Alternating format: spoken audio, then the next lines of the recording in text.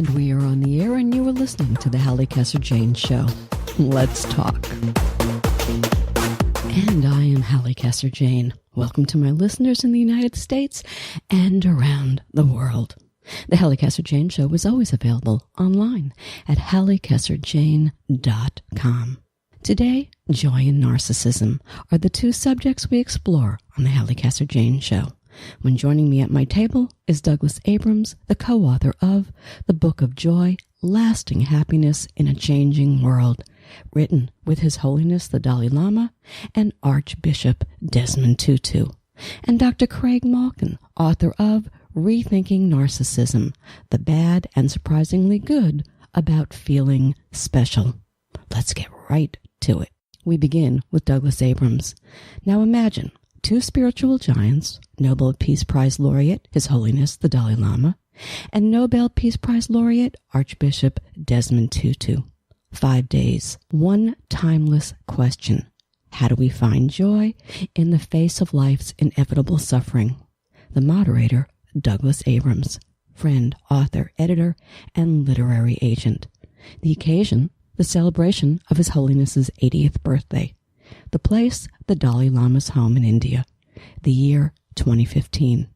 The conversations catalogued by, yes, Doug Abrams, and now available in the New York Times bestselling book, The Book of Joy. Let's talk. Doug, you there? I am, Halli. Great to talk with you. Great to talk to you, too. Oh, my gosh. Let's just get going on this thing. Heady company that you keep, my friend. These are two wonderful folks. I mean, it's amazing. And what a great story. Look, a Jew, a Buddhist, and an Anglican, right? All together in the middle of India or up on a mountain in India. And I just got to say, besides the fact that it's an amazing story, how the hell did this thing come together? This is extraordinary. It is amazing. Well, we were actually at Archbishop Tutu's wife's 80th birthday in South Africa when a friend of mine who was the chairman of the Dalai Lama Foundation, Jim Doty, asked me what I thought about the idea of the Dalai Lama and Desmond Tutu writing a book together. And I've had the privilege of being the Archbishop's literary collaborator and more recently literary agent for the last decade. And so I said, wow, that sounds like an amazing idea, the two of them writing a book together. What would it be on? And we both paused, and then we looked at each other and we said, joy. Because these are two of the most joyful people on the planet. So we were actually having sandwiches with Archbishop Tutu, or as he's affectionately known as Arch, at his office. And so I turned to him and I said, hey, Arch, you want to write a book with the Dalai Lama? And he said, I'd do anything with that man. Because they just love each other. They call each other their mischievous spiritual brother. And what we didn't realize, I mean, we knew this was going to be a historic meeting. We knew it was going to be important and profound for the world. We really didn't understand until we got there how much it would mean for the two of them. Which is an interesting part of the story for sure. And we'll get to that. But this is something I just have to ask you this. Come on. Sure. We don't all of us get to be in the presence of such, oh my God, men, if you will. Men. I'm not even sure I would use the term men for either of those two people. But, you know, what was that? What does that feel like, honestly? Or are you too jaded? You've been around too long. But go back to... Well, I have had the privilege of being with in the presence of lots of amazing people and working with a lot of extraordinary visionaries and luminaries.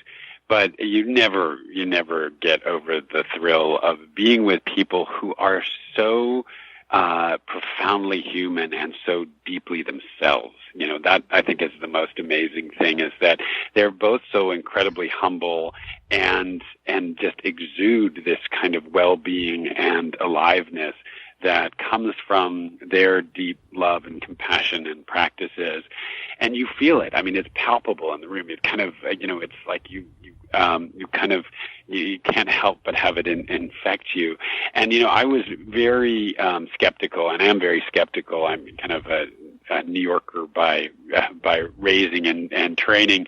And, you know, people talk about being in the presence of great spiritual masters and having all these, you know, bodily effects. And I'm, you know, kind of like, whatever, you know, not very interested in it. But I will tell you, when I sat down to do those interviews and I started looking into their eyes, my whole head and body started tingling in a way that I have not experienced before. Now, granted, it could have been the adrenaline, but it just felt like looking into the eyes of these two extraordinarily compassionate men for 5 days, that it was kind of rewiring my mirror neurons in some profound way. You were one lucky guy. You must have good karma. Well, it was a lucky, incredible experience, but we really didn't want it just to be about me or even all of us who were there. We really wanted the world to get to experience this. This was a historic meeting. It was a historic series of teachings as they were looking back on their lives and sharing from the deepest parts of their humanity. And so the book that they wanted to give for the Dalai Lama's 80th birthday was this kind of 3-layer birthday cake that has their spiritual teachings and stories as one layer. But they also wanted it to include science as a second layer. The Dalai Lama said, this can't be a Buddhist book, this can't be a Christian book, this has to be a universal human book. And they both are big proponents of understanding what science has to say, and they really wanted it to either corroborate or contradict what they had to say. And so we included a lot of the science of happiness and science of well-being, which has made incredible strides in the last years. Fascinating kinds of synergies between what they had to say and the alignment between their two very different world traditions and the science. That was amazing. And then the third layer was this travelogue experience of actually being there with them, because we really wanted readers all around the world to get to be that fly on the wall that I was, to be able to be there with them. And as you know from the experience of the book, you really feel like you're getting to be taught how to meditate by the Dalai Lama, or and witnessing him dance for the first time in his life. And that's been really gratifying to hear from readers. It doesn't feel like they're reading a sermon or even a Dharma teaching. It feels like they're sitting down and having tea and breaking bread with these two extraordinary human beings. Let's talk about these two extraordinary human beings very briefly on this note. If I say the Dalai Lama, first word that comes to your mind? Compassion. And if I say Bishop Tutu? Forgiveness. I think that before we went forward, I wanted to make that clear. And I also want to say to you, you were right about this book, because first of all, this book, their power is so magical in this book that what you've just been speaking to comes forward in the book. I'm walking around with this sucker. Everybody around me is going, what is wrong with you? I said, I have to keep reading this. Every line in this book is so powerful. You want to read it over and over and over again. You guys did a great job on this. And before I go forward, I want to say that how powerful this is. Everybody needs to have this on their bed table. Your job was to facilitate and capture the conversation, and that you were going to make it available for the world. And I do have to ask you this, because it is their story, but it is yours too, Doug. Don't undersell that, because you're me in that book. You're the my friend next door in that book. The responsibility of taking all of this down and helping put this into this project. I mean, did you understand the level of this responsibility? This will never happen again to these two men. Well, we knew that this would likely be the last time that they might be together, given health and global politics. And it was an enormous responsibility and a daunting responsibility. And there were many dark nights of the soul for me, of whether I could do justice to it. And, some dark mornings of the soul, some dark afternoons of the soul. But I really did feel like my job was to be there as the kind of curious and skeptical reader, saying, okay, so how does that work? And how has that worked in your life? And one of the really gratifying things that we've heard from people is that they're kind of laughing and crying their way through the book, and that they're really feeling like they're knowing these two extraordinary people, not just as kind of, these, holy men, but as human beings. And they're sharing their lives and their stories with each other in such a profound way. It's really these two dear friends reflecting on these 80 plus years of life that they've lived, and, everything that they've learned. And to have two of the most, kind of dedicated spiritual practitioners and most moral figures to give us that vantage point and to remind us that it's something that we are all capable of cultivating and developing wherever we are on our own path, on our own human journey. It was just incredible. Words that are peppered throughout the book of joy: giggle, laugh, tease. I was circling them every time they came up because I love those words. There's a childlike aspect to these two men, and therein lies one of the riddles of joy, correct? Yeah, it's interesting. In the 8 pillars of joy, one of them is humor. And, they said it is fascinating. They said it's, about being able to laugh at yourself and laugh at life. And they said it's, and even as they're teasing each other, I said, Archbishop Tutu, the laughter that you're, talking about here, the humor, you're not kind of belittling or putting down each other. And he said, yeah, it's a kind of humor that raises everyone up and together. And it says, come stand next to me. This is how he described it. And we'll laugh at me, and then we'll laugh at you. I love that. This great way of, and I do think that there's kind of like a universal spiritual, kind of development index that circles around, that's dependent on laughter. And having worked with a lot of extraordinary luminaries, the ones who have the greatest sense of humor are often the ones who are farthest down the path, or as Arch says, we're all masterpieces in the making. But he's I'd say the more we can embrace that humor, the more of the masterpiece we become. The phrase "the simple joys in life." That is in the seemingly innocuous day-to-day of life that joy is found. That's my experience. There are images that remain stamped on my mind after reading the book, the Dalai Lama and his response to eating rice pudding. I mean the Archbishop Tutu and the rum raisin ice cream, and then Right. I love the Dalai Lama dancing. Talk to me about all of this, because I did mention childlike. There is this. Is it innocence? Is it childlike? Is it purity? Maybe it's all the above. I think, it is a kind of a childlike quality of joyfulness and playfulness and aliveness. I think you see it in children. They have that kind of amazing delight in life, and then often that kind of gets beaten out of us or kind of, depressed out of us.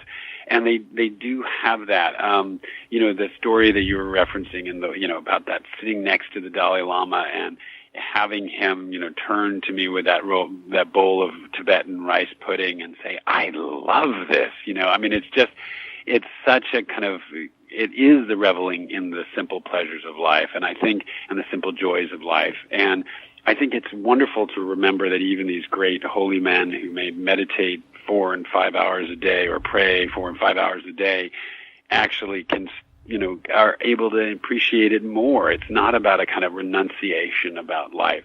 And at the same time, what they remind us is we need to go beyond just the kind of physical joys or happiness, when, we're just the Tibetan rice, the rice pudding ends and the rum raisin ice cream ends.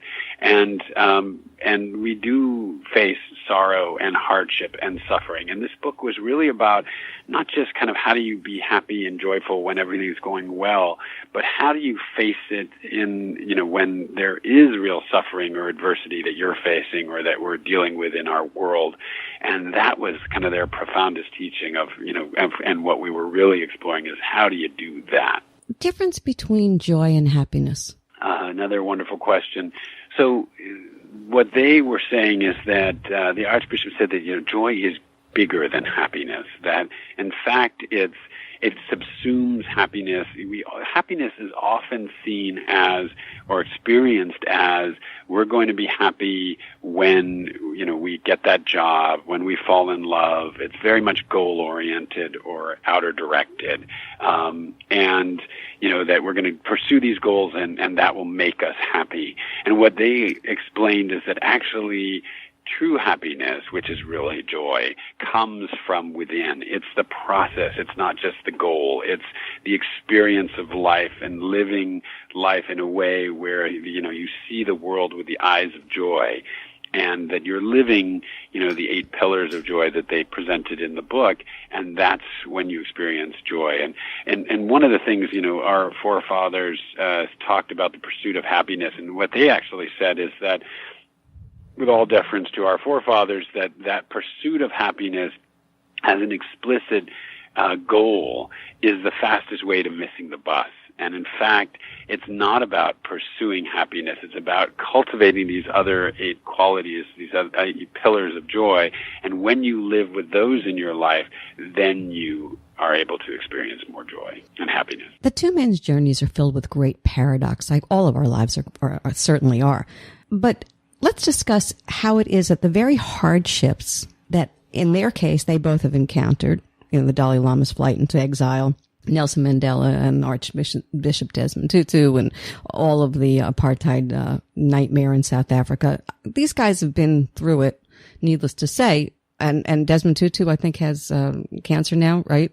He's been right. Yes. I mean, so these guys are not immune from what the rest of us as walking the face of the earth are immune to, and yet they both say something different than maybe the rest of us would perceive it, and that is that it is in the suffering, right, or out of the suffering that comes joy. That's astonishing really, and gorgeous. Yeah, I mean, it was really astonishing. I think I went into this thinking that my job in life was to try to minimize and push away the sorrow and the adversity and maximize the joy and the pleasure.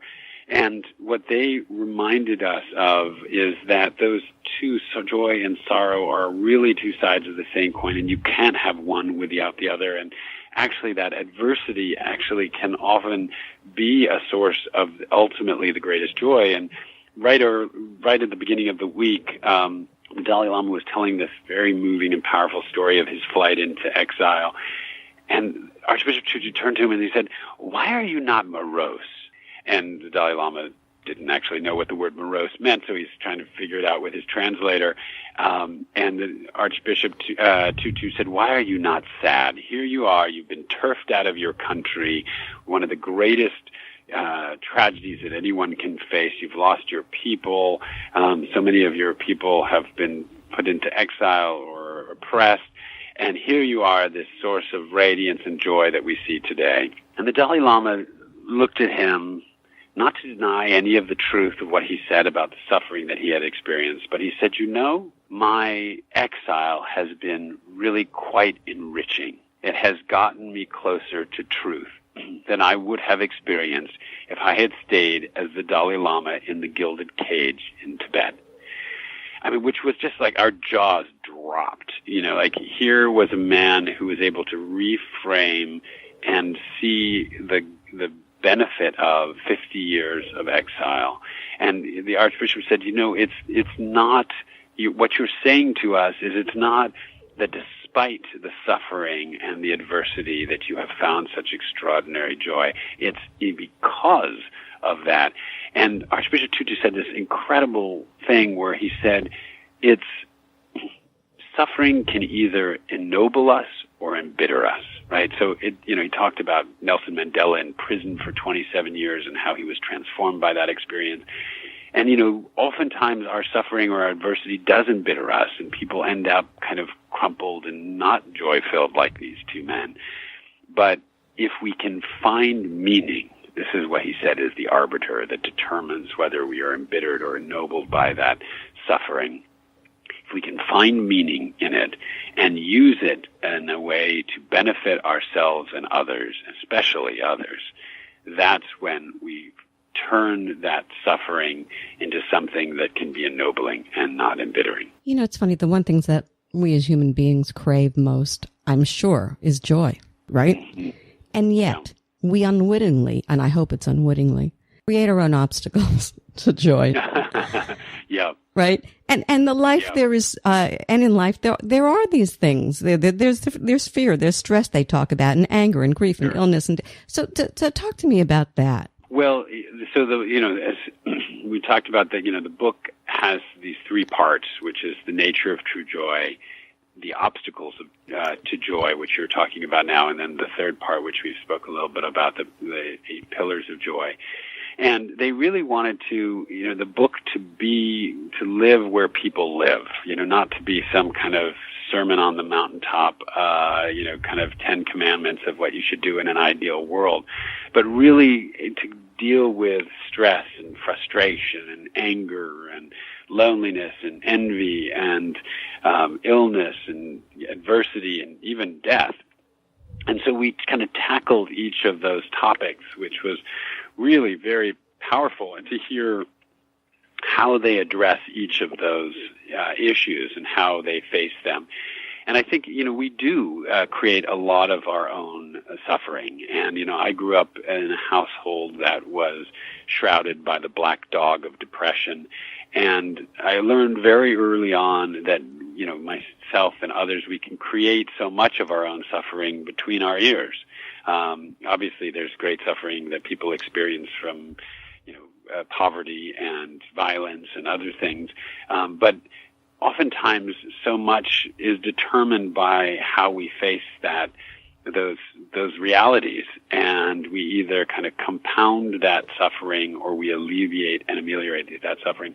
The Dalai Lama told this unbelievable story about one of the monks who had been taken away during the night that he fled from Tibet, from Lhasa, when the Chinese kind of started their bombardment, and he was taken to this Chinese gulag, where he said, it was so cold that you would spit and your spit would freeze before it hit the ground. And it was, they didn't have shoes. They were so cold. They were so hungry all the time that people turned to cannibalism. And he said he even once, tried to bite into one of the dead bodies that was there, but it was so cold that it was frozen and he couldn't eat it. And so this man is telling this unbelievable story to the Dalai Lama of suffering and adversity. And, he said, I faced many dangers. And of course, the Dalai Lama said he thought, of course, this man's life was in jeopardy. It was hanging in the balance at any moment. And the monk said to him, no, the danger that I faced was of losing my compassion for my torturers. Wow. And we are our jaws were kind of on the floor with this story and this amazing reminder of how this man who was in the face of this incredible kind of horrendous death camp and, being tortured and all of, on a daily basis, was able to keep his mind free. And, a lot of people obviously suffer from post-traumatic stress disorder.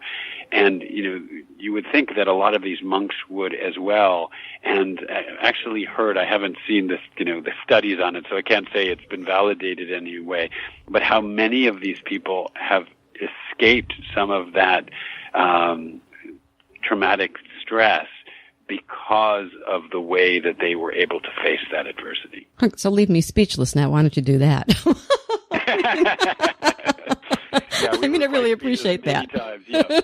Oh my gosh. So here's the thing. We did mention the 8 pillars of joy. And I don't want to give away this book because I want everybody to go get this book. So just know that there are answers that are just extraordinary in this book, and you all need to go and pick it up just because of the answers that are there. I'm teasing you.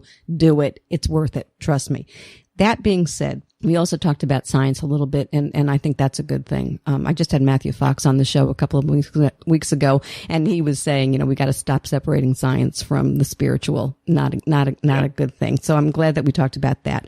And now I want to talk to you about meditation, because I've been reading a lot about meditation lately, and finally, sure, the scientific community is starting to realize the power of meditation sincerely. Yep. Talk to me about that. Yeah, it's really interesting. So I had, the pleasure and the privilege of working with a lot of the incredible scientists in kind of the science of happiness and well-being studies. And Richie Davidson, who's a neuroscientist at Wisconsin and has studied a lot of the effects of meditation on the brain. We were out, kind of having Vietnamese rolls in San Francisco as we were doing research for the book. And he told me this wonderful story about how we talked about the kind of brain changes that you see in the scans for these, these monks or others who have meditated seriously and consistently. It's quite amazing, and the ways in which, their limbic system, their amygdala, the kind of reactive anger centers or fear centers of the brain are kind of almost embraced by these integrative neurons from the prefrontal cortex. So really incredible science. But then, he also said to me, which is a wonderful story, he said, well, the Dalai Lama said to me that he really finds the science beneficial when he's trying to get out of bed in the morning at 3 a.m. to meditate, knowing that it's going to really help his brain. It's like, well, if the Dalai Lama needs science to help convince him to get out of bed, how much more so do we need it? And so, I think that, the meditation, and I should say that in addition to kind of the three parts of the book, we also, they wanted to include their joy practices, or the meditative and prayer practices and daily practices that they use that to kind of tune their life and keep themselves kind of trued, if you will, on the spiritual path and in their lives. And one of the things that they talked about, is that Archbishop Tutu said that when we're facing this suffering, we need to be like dishwashers, not like vacuum cleaners. We need to not suck up all that suffering and that pain, and that whether it's in our own life or the ones we love, or whether it's out in the world that we're witnessing in the headlines, and kind of hold on to it like a vacuum cleaner. We need to actually have these practices that allow us to process that pain and that sorrow, and then to pass it along through the pipes like a dishwasher, not hold on to it, and be ready and fresh for the next experience of our lives. And I think one of the things that the Dalai Lama was such an amazing example of is, when you're face to face, when you're looking in this incredibly compassionate man's face, and he's kind of, his mirror neurons are sparking, and actually one of the emotion scientists, Paul Ekman, that we worked with, said that he has the most empathy and compassion of anybody he's ever studied or looked at. And he's got this just incredible kind of compassionate, empathic response to what you're feeling. And then, you're gone, and the next person is is facing him, and it's totally done. And that emotion, no matter what that's experienced, it's gone, and he is ready to be present and with the next person and the next experience. And, when we talk very much in the kind of, in the meditation world, people talk about the power of the present moment, the power of now being present. And really what it is about is learning to be able to process that emotional experience at such a speed that it's not like we don't have those emotions, but then we're not locked into them, and we can truly be present for our lives and facing the reality of what's in front of us. The last line of the book of joy. Our greatest joy is lived in deep, loving, and generous relationships with others. That's powerful stuff. I thought I'd like to have you comment on that. Sure. I think that they were one of the other profound insights of this book is that the fastest way to experience joy is to bring it to others. And that actually it is our relationships with one another that are our deepest joy. And they, they talked in such beautiful ways about how deeply connected we are to one another. And the Archbishop quotes this traditional African phrase called Ubuntu, that we are who we are through one another, and that we shrivel without those relationships.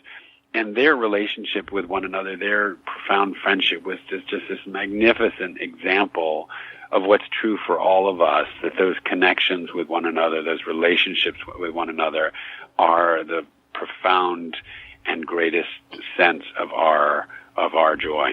How are you now? Does this stay with you for the rest of your life? I don't think, honestly, that you can have that experience that I had, or that you can even read this book, as we're hearing from readers, and not be transformed and affected by it. We've heard from people that it's helped them confront chronic pain. One reader told us that it had stopped him from committing suicide. Just amazing reactions to being, basically getting to be up close and personal and have this transmission of this profound wisdom and humanity. For me personally, you'd have to ask my wife to really know that, how transformed I have been. But I will say that I don't think that I could be the same person I was before I started working on this project. And as I mentioned, this has been a kind of lifelong journey, the search for joy and understanding. And I think it's been one of the greatest privileges of my life to get to live this in my own life and share it with so many others. I've been speaking with Douglas Abrams, who along with His Holiness the Dalai Lama and Archbishop Desmond Tutu bring us the Book of Joy. For more information, visit thebookofjoy.org. You are listening to the Halli Casser-Jayne Show. My guests today are Douglas Abrams, co-author, along with His Holiness the Dalai Lama, and Archbishop Desmond Tutu of the Book of Joy, Lasting Happiness in a Changing World, and Dr. Craig Malkin, author of Rethinking Narcissism, the Bad and Surprisingly Good About Feeling Special. Thanks so much for tuning in. In the age of President Donald Trump, the word narcissism is thrown around a lot. The president's detractors labeling him the king of narcissism. But what is narcissism? Is being labeled a narcissist always a bad thing? We reach back into our archives to bring you an important conversation with Dr. Craig Malkin, author of Rethinking Narcissism, the Bad and Surprisingly Good About Feeling Special. Dr. Malkin, author, clinical psychologist, and instructor of psychology for Harvard Medical School, offers a radically new model for understanding what he asserts is an often misused term. With 2 decades of experience helping individuals, couples, and families, Malkin's articles, advice, and insights have appeared in Psychology Today, Marie Claire, Women's and Men's Health magazines, Huffington Post, and Oprah Winfrey is one of his greatest fans. He's been a featured commentator on NPR and Fox News. Let's talk. So, my friend, having come from a long line of narcissists, and no doubt being one myself, good luck with you, sir, when talking to me in this conversation, Dr. Malkin. Should I call you Dr. Malkin? Do you like to be called the formal Dr. Malkin? A lot of people call me Dr. Craig. Dr. Craig, I'll call you Dr. Craig. But seriously, I couldn't wait to speak to you about this. This is groundbreaking material as far as I'm concerned. Rethinking Narcissism, the bad and surprisingly good about feeling special. Define narcissism as most of us understand it. Just to clarify, it's actually Rethinking Narcissism, the Bad and Surprising Good About Feeling Special. Oh, okay. I'm glad that you got that correct. Talk to me. And so, define narcissism. Mm-hmm. So one thing I want to get out of the way up front is that people can learn all about my perspective and the research. If you go to the narcissismtest.com, you can actually take the test online, a brief version of the research tool that we developed. And you can see how high or low you are in narcissism and get research back tips and feedback. And people love it. At last count, something like 38,000 people had taken it so far. But what we traditionally think of as narcissism, what comes to mind for most of us, and when we think of narcissists, is sort of the vain, boastful reality TV type, chest-thumping braggarts. But the reality is that there are many types of narcissists, and there's lots of types of narcissism. You get too focused on that version of it, you're not going to understand the common core of what drives all narcissists. And what's interesting is what we discovered is if you look at the research, it appears that a part of it is a normal, pervasive human drive, the drive to feel special. That is how I define narcissism. And as soon as you define it that way, all kinds of things become clearer that were not clear before, including it's a lot easier to identify more subtle narcissists and protect yourself when necessary. You just think of this as a normal drive that's gone out of control. Narcissists are addicted to feeling special. Addicted to feeling special, that's a fascinating way to put it. It's a term that is tossed around, however, and so on the largest spectrum of it all, we all have this broad definition, and it has a negative connotation. And the comma after your main title on the book is the bad and surprising good about feeling special. Yes. Yeah. And it could have actually been called The Surprising Bad and Surprising Good, but that's a dreadful title. So, because again, this is the chief rethink. It really helps people recognize problems more easily. But let's get to the surprising good, because it's all part of coping. So over quarter century of research shows that most people around the world feel a little bit special. They see themselves through slightly rose-colored glasses, and that helps them feel more optimistic, resilient, and persist in the face of failure. It even helps them enjoy big dreams. It helps us give and receive in relationships. It's very helpful for our relationships. So we need that. Again, that appears to be just a part of human experience. It's when people turn away from love and relationships and towards feeling special in all kinds of ways, like for their looks or for their talent or even for being the most misunderstood person in the room. When they become addicted to being special, that's when they become narcissists. But on the other end, it's also clear from the same research that if people don't feel a little of that, see themselves through slightly rose-colored glasses, they suffer. In the research, they become at the extreme what I've dubbed egoists. Love that word.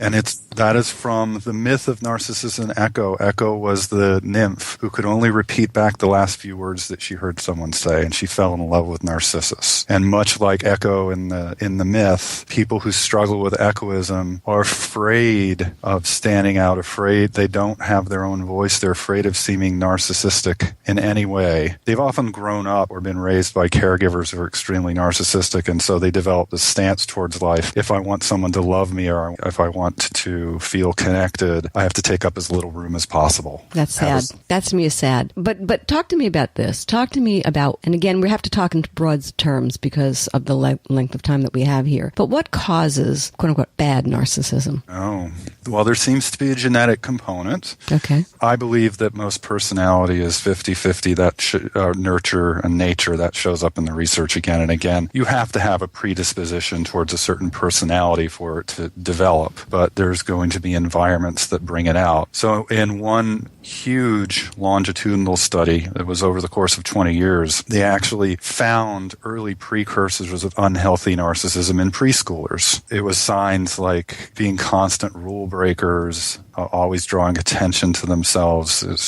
showing off, being extremely overdramatic. And when that showed up in preschoolers, they were more likely later on in life to show these signs of unhealthy narcissism. Again, when you're addicted to feeling special, it really means you're setting all other considerations aside, including what other people feel and want and need. But here's the good news. And I have a whole chapter in Rethinking Narcissism. This is part of the big Rethink 2. I have a whole chapter devoted to raising healthy, self-confident, caring children, kind of 8 keys for how to do that. Because what the same longitudinal research shows is that if you are responsive, even to kids like these, the ones who felt like their parents were there for them and understood them, talked to them about their feelings, helped soothe them when they were distressed, did not become narcissists later in life. They didn't show unhealthy narcissism. So there's an interaction. You have to have maybe a difficult temperament and then not very responsive parenting. Neglect. Certainly in the case of neglect and abuse, if somebody's already tending in this direction, they're far more likely to end up at the far end of the narcissism spectrum where you find narcissists. And narcissist, by the way, is not a diagnosis. It means somebody who's higher in traits than the average person. Disorder is narcissistic personality disorder. Right, and we're going to talk about that in a minute. But let me go off on a different tangent just for a second here. Yep. You know that writer Tom Wolfe termed the boomers as the me generation. Yeah. And the millennials have been branded the most narcissistic generation ever. Yes. So talk to me about this. Are the baby boomers any more narcissistic than their predecessors? Have the millennials broken the bank on selfishness, or have we as a society, listen to me, lost a moral compass?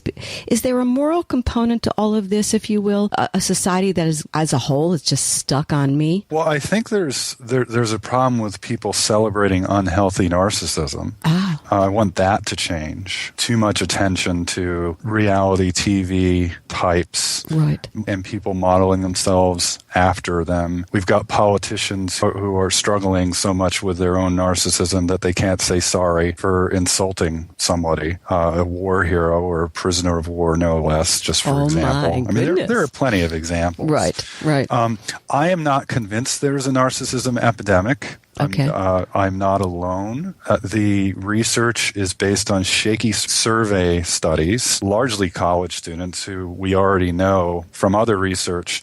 They're the ones who tend to be highest in narcissism anyway. And by all accounts, if you look at other studies, that falls after the age of 25. The main thrust of the argument that narcissism was on the rise was based on that survey evidence with one tool that has come under heavy fire because it might be picking up a fair amount of health. So one researcher actually argued that we should call millennials Generation We because he found them to be more caring and connected on a larger global scale to the large community than any other previous generation. So he suggested not using that at all. What was supposed to be the nail in the coffin for the poor millennials was that narcissistic personality disorder had seemed to rise from 1% to 6% in a large-scale study. That turned out to be wrong. Okay. It's still widely cited that the rate of NPD is 6%, and it is not. It turned out that came about because the study was done by census workers collecting the information,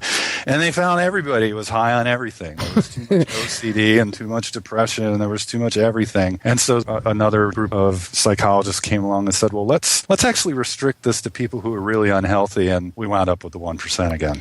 I'm going to go back to that in 1 second. Travel down this road with me. So you said that everyone falls somewhere on the spectrum of self-importance, and everyone falls somewhere on the scale between utter selflessness and total arrogance. You think that we're too focused on the outer edge of spectrums as a society these days? Do you know where I'm going? You understand that?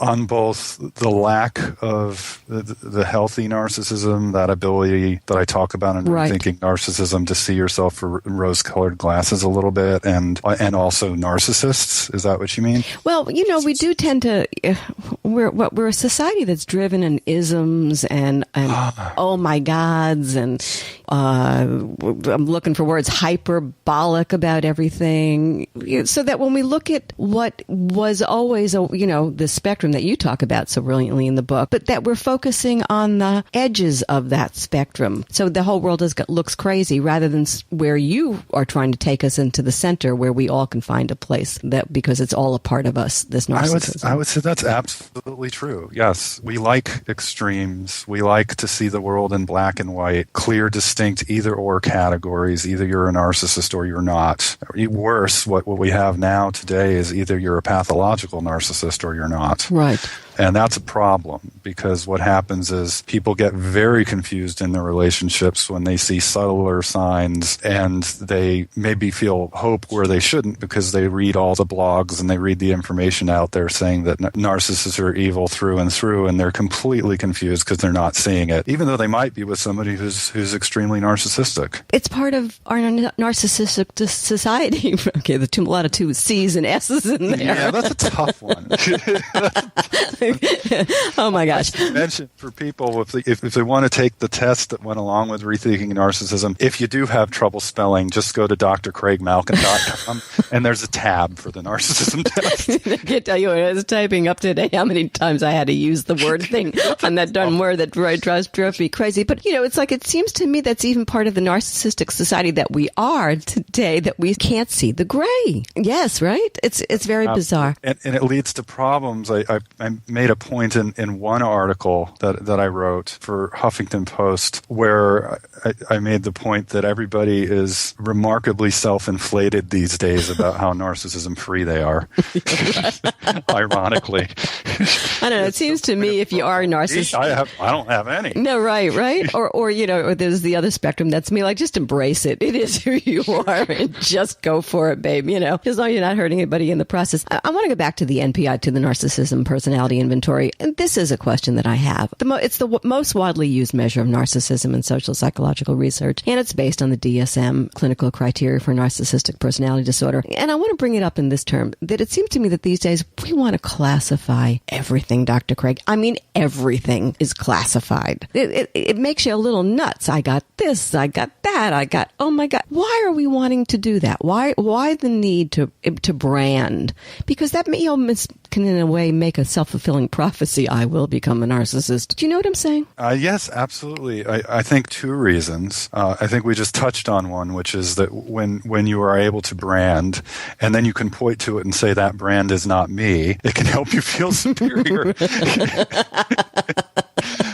Part of narcissism itself. I love it. Right. It's sort of, I would never be like that. And the reality is when any of us, I have this one line in Rethinking Narcissism, rage makes narcissists of us all. Right. When we feel hurt, when we feel upset, we don't care at all what the other person is feeling. If we're angry enough, we lose all our empathy. So I see this as, again, a part of the rethink is to see this not just as something fixed at either extreme, whether it's too little or too much, but as something that we can slide around on and we can actually get help moving into a healthier place. I think the focus on the immediate branding also makes things simpler for people. They don't have to think about the complexity that's going on with someone, which can be helpful. Not take that away, for example, from the survivor community, many of whom have experienced abuse and have been very badly hurt by extraordinarily narcissistic people I call malignant narcissists. And it helps for them to have, this is just it, this is who these people are, so that they can have some distance and heal. It gets confusing because even the most extreme narcissist has good parts and bad parts, and sometimes you see the good. So I think having a really distinct category can also help us get distance when we need it. 1 in 2 marriages ends in divorce. Does that have a lot to do with who we are and the kind of narcissistic society we are? That statistic has been around for some time. I'm not, this is again where I'm not convinced. First of all, it's inflated by people who divorce multiple times. A lot of the people in that figure are people who get divorced over and over. I think we've become more apt to move on instead of doing the hard work in relationships, and it often does require hard work to try to reconnect with our partners. I'm a couples therapist. I know, so that's why I wanted to ask you that question. I see this all the time, and part of the problem is people get stuck in these interactions. They can't get out because it starts to feel too emotionally risky to do what's needed to change it. Meaning, to be concrete, we have to be able to say, I'm lonely, I'm sad, I'm scared, you're important to me, and this is really, that's why it hurts and scares me so much, in order to reconnect with our partners. And if we don't feel safe, we can't do that. We should, maybe when we get to NPD, talk about what I call the stop signs. Talk to me about them now. Okay, well, so what is narcissistic personality disorder? It was almost kicked out of the Diagnostic and Statistical Manual. That's the Bible of mental health that's published by the American Psychiatric Association. It was almost kicked out because of all these confusions that there's so many different kinds of narcissism. It gets very difficult and very murky to decide how bad this person is in this area versus another. And then there's the whole problem that's been around forever, that narcissism itself is not a diagnosis. That's why a classic text on the subject is called Disorders of Narcissism, because we've had all this evidence for an idea of healthy narcissism for some time. So you take narcissists who is that they don't trust they can turn to people and depend on them and expect that they'll hear and comfort them and help them feel good. They don't have the capacity for what's called secure love or secure attachment in the research. So instead of depending on people in any real, authentic way, they depend on feeling special instead. That's in all kinds of ways, whether it's by being the most giving person in the room or the most misunderstood person in the room or the most attractive person in the room. There's all kinds of ways to feel special. This is why in Rethinking Narcissism, I wanted to streamline all of this and give it a common core. As soon as the addiction becomes strong enough, now other people's feelings and needs don't matter.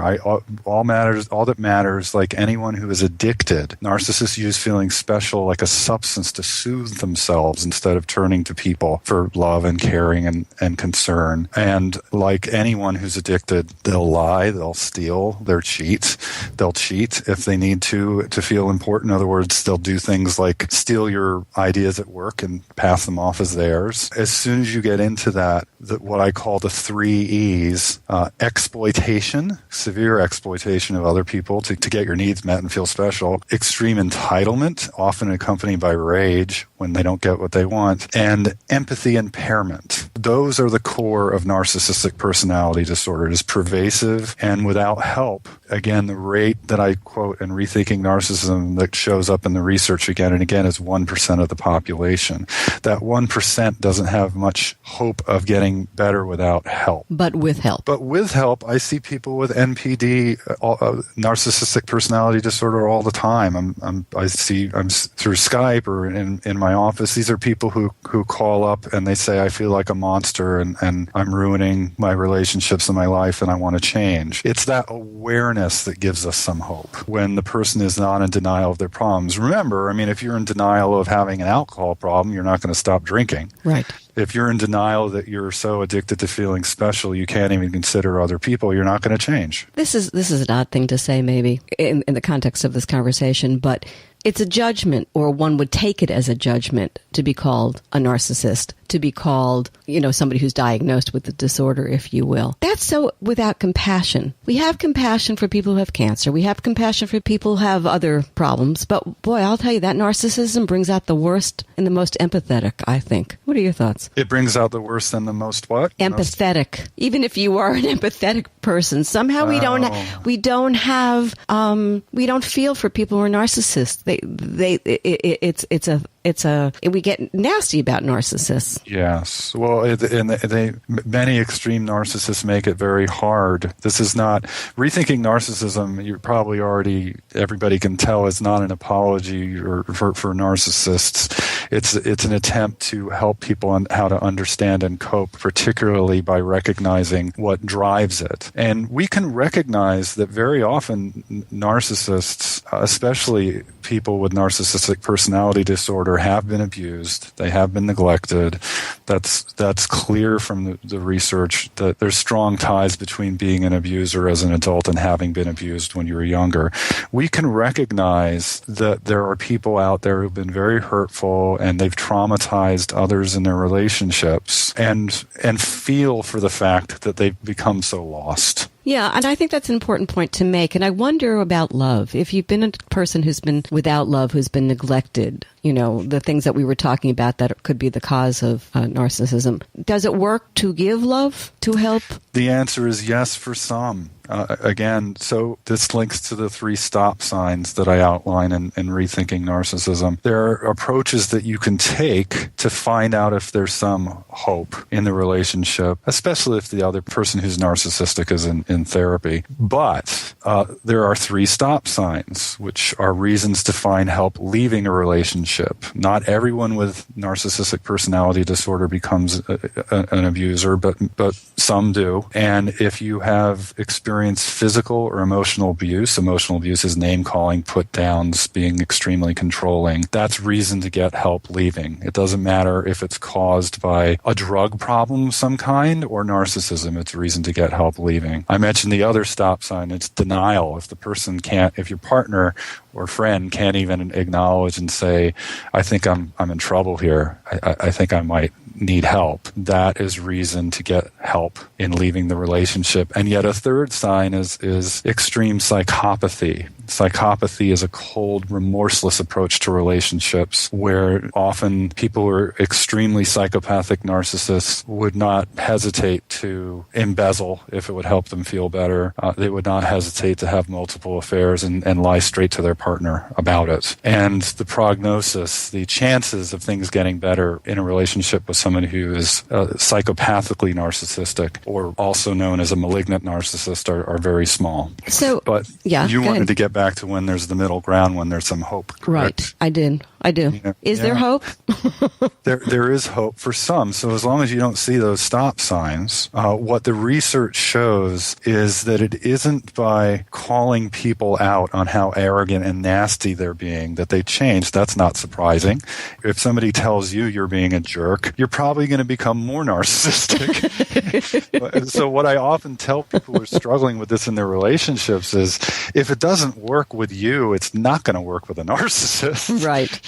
especially somebody who has narcissistic personality disorder, what seems to be far more effective, because what we're seeing in the research is we used to have this idea that even people with extreme narcissism, narcissistic personality disorder, have zero empathy. That was a long-held belief. They just are incapable of empathy. You still see it everywhere on the internet from bloggers. And what the research shows is that's not true. It's turned out that narcissists of all kinds, no matter how extreme, have a capacity for empathy, that they can be very caring, very empathic. Again, this is where it gets confusing. But when something troubles them, they feel preoccupied with something that bothers them, or their own needs become important, their empathy becomes blocked. So it's more properly understood as impaired or dysfunctional empathy. It fluctuates, it vanishes. Suddenly you feel like the light was on you and then it got turned off. What you're looking for in the way of hope is somebody when you speak to your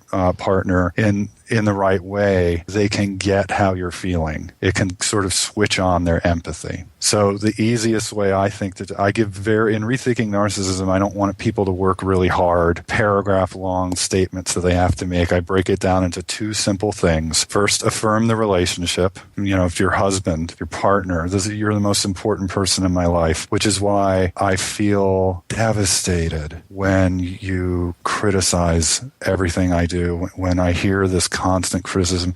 I love you and I care about you, and I want to feel like you look up to me, and it hurt, and it feels so bad. I feel so sad in these moments. So first, affirm the relationship, and then speak from a vulnerable place. Our tendency in bad relationships is to either shut down in silence and tiptoe around, or lash out in rage. Those are the two most common patterns. And so what I do is teach people to test out some hope by learning to use these empathy prompts to see if their partner can be reached. If people are capable of empathy, they melt when they hear comments like this. The word hope, I love that word. And I love the word dream. There's nothing wrong with dreaming. I mean, we think that dreaming is, a bad thing. It's something that we can go for, but it can also get in the way. And in the conversation about narcissism, right? I don't know. I've read, you make mention of it. I won't say it as well as you do. Talk to me about dreaming. Yeah. And let's end on dreaming, because I think it's a positive. Yes, absolutely. This is another aspect of it that I talk about in Rethinking Narcissism, the surprising good part, that we all need to feel a little special, to feel resilient, and even helps us be closer in our relationships, because we view our partners through rose-colored glasses. And all of that is wrapped up in not being stuck in exactly how things are, but being able to reach for something more, whether it's a dream of becoming an artist, or it's a dream of developing a new invention. When you look at people who have achieved these things, yes, there are plenty of people who feel like nothing and they feel worthless and also are able to produce, but it feels a lot better not to have that. and a lot of people, what we found in our research is people who are high in healthy narcissism answered questions in the affirmative. I like to dream big, but not at the expense of my relationships. They were more likely to say yes to that question. And I talk about in Rethinking Narcissism too the whole problem of, if your message growing up, many people who struggle at the level of egoism, where they have a lack of this ability to see themselves through rose-colored glasses, they were told, don't get ahead of yourself. Don't get a big head. You're shooting too high. You're probably going to end up disappointed. In other words, their sense of ambition is discouraged. And it's clear we have this, most of us, if we're not neglected as kids who are, you ask a preschooler, 5 or somebody 5 or 6 who failed a test, how are they going to do on that same test tomorrow? And they'll say, great. we need a little of that, even as adults. What's interesting about that is that it's kids experience failure again and again and again. If they weren't able to dream, if they aren't able to at least imagine that they're going to ace that test tomorrow, what a miserable experience they're going to have, always expecting to fail. So I think that's one of the reasons, and it's probably almost wired into us to approach things this way. And as adults, it often helps to achieve beyond the ordinary, to at least believe that you can do something beyond ordinary long enough until you get information that tells you otherwise and you have to adjust your expectations. That was the key difference between people high in healthy narcissism and those in extreme narcissism. People high in healthy narcissism will take in information and adjust. Okay, that didn't work. I made a mistake, but I want to keep doing this. I want to try. Fascinating conversation. Fascinating subject in this Facebook, Google Plus, Twitter world, which I call the neo-narcissism breeding grounds. You've written a very important book. I've been speaking with Dr. Craig Malkin, author of Rethinking Narcissism, The Bad and Surprisingly Good About Feeling Special, by way of Harper Wave, an imprint of HarperCollins. For more information on Dr. Malkin and his work, visit www.drcraigmalkin.com. Find him on Facebook and Twitter under Dr. Craig Malkin. Thanks so much for tuning in to the Halli Casser-Jayne Show, a production of Resec LLC. The Halli Casser-Jayne Show posts new podcasts Wednesdays, 3 p.m. Eastern. Visit HalliCasser-Jayne.com.